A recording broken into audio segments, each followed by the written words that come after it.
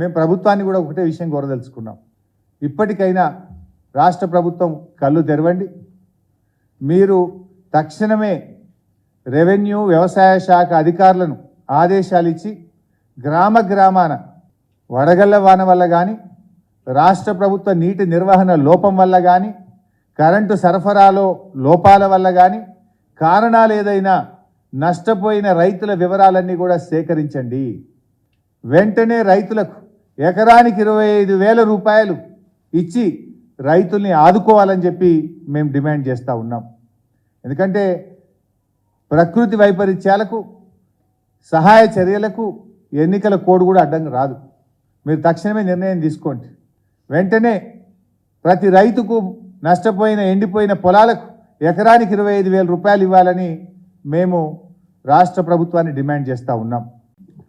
దేవురుప్పుల మండలం లక్ష్మీబాయి తండాకు నేను నాతో పాటు గౌరవ మాజీ ఉప ముఖ్యమంత్రి వర్యులు కడియం శ్రీహరి గారు, మాజీ మంత్రి దయాకర్ రావు గారు, మాజీ మంత్రి సత్యవతి రాథోడ్ గారు, పెద్ది సుదర్శన్ రెడ్డి గారు, మేమందరం కూడా క్షేత్రంలో రైతుల యొక్క పరిస్థితి చూడడానికి వెళ్ళడం జరిగింది. సో ఆ లక్ష్మీబాయి తండాకు వెళ్ళినప్పుడు రైతుల కళ్ళల్లో కన్నీళ్ళు, ఆవేదన ప్రత్యక్షంగా చూసాం.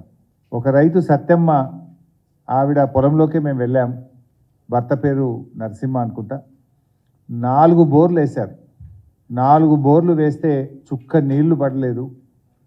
బావులు పూడిక తీయడానికి క్రేన్లు కిరాయికి తెచ్చుకొని పూడిక తీస్తూ ఉన్నాం. దాదాపు 4 లక్షల రూపాయలు అప్పయిందని చెప్పి వాళ్ళు ఎంతో ఆవేదనతో మా దృష్టికి తీసుకురావడం జరిగింది. అట్లా ఒక్కొక్క రైతు, లక్ష్మి అనే రైతు 6 బోర్లు వేశానని, సత్యమ్మ 4 బోర్లు వేశానని, జంకు 9 బోర్లు వేశానని, శివశంకర్ 6 బోర్లు వేశానని, విజయ 4 బోర్లు వేశామని, వేసిన పంటలో బారాన ఎండిపోయింది, చారాన్నే మిగిలింది, అది కూడా వస్తుందా రాదా అనేటువంటి ఆందోళన రైతుల కళ్ళల్లో కనబడ్డది. ఇంత జరుగుతూ ఉంటే, పరిస్థితి క్షేత్రస్థాయిలో ఇంత గంభీరంగా ఉంటే ఈ రాష్ట్ర ప్రభుత్వానికి చీమగుట్టినట్టు కూడా లేదు. ఆ రైతులతో నిన్న నేను మాట్లాడినప్పుడు గత 10 ఏళ్లలో ఎన్నడూ ఇట్లాంటి పరిస్థితి రాలేదు.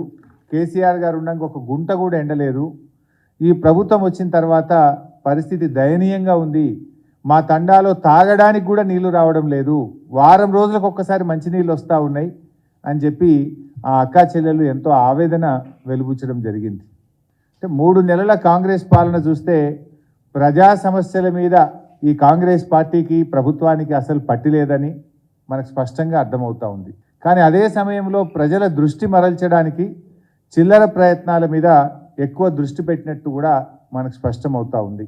రాష్ట్రంలో రైతులు గత 10 ఏళ్లలో ఎప్పుడూ లేనంత తీవ్రమైనటువంటి ఆందోళనలో ఇవాళ రాష్ట్రంలో రైతులు ఉన్నారు.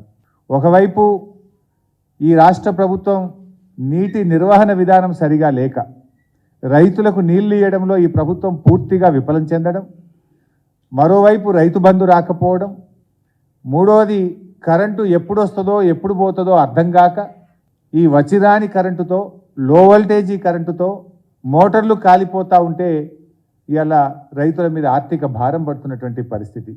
మరోవైపు వడగళ్ల వాన, అకాల వర్షాలతోని కూడా ఈరోజు పంట నష్టం జరుగుతూ ఉంది. ఇవన్నీ కూడా ఒక తీవ్రమైనటువంటి ఆందోళనలో ఇలా రైతాంగం ఉన్నటువంటి పరిస్థితి. రాష్ట్రంలో దాదాపు 20 లక్షల ఎకరాల్లో పంట ఎండిపోయినట్టుగా మా పార్టీకి ప్రాథమికంగా అందుతున్నటువంటి సమాచారం.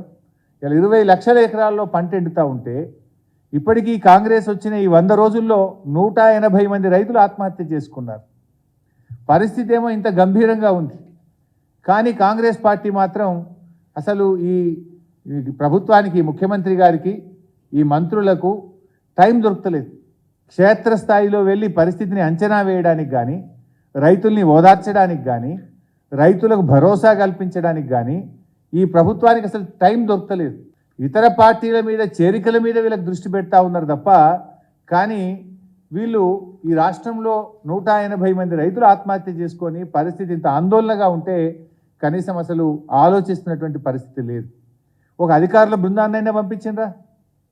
ఒక రాష్ట్ర ప్రభుత్వము జిల్లా కలెక్టర్లకో, ఆర్డీఓలకో, వ్యవసాయ శాఖ అధికారులకో, రాష్ట్ర స్థాయి నుంచి అధికారుల బృందాన్ని పంపించి పరిస్థితిని సమీక్షించడం కానీ, రైతులకు ఒక భరోసా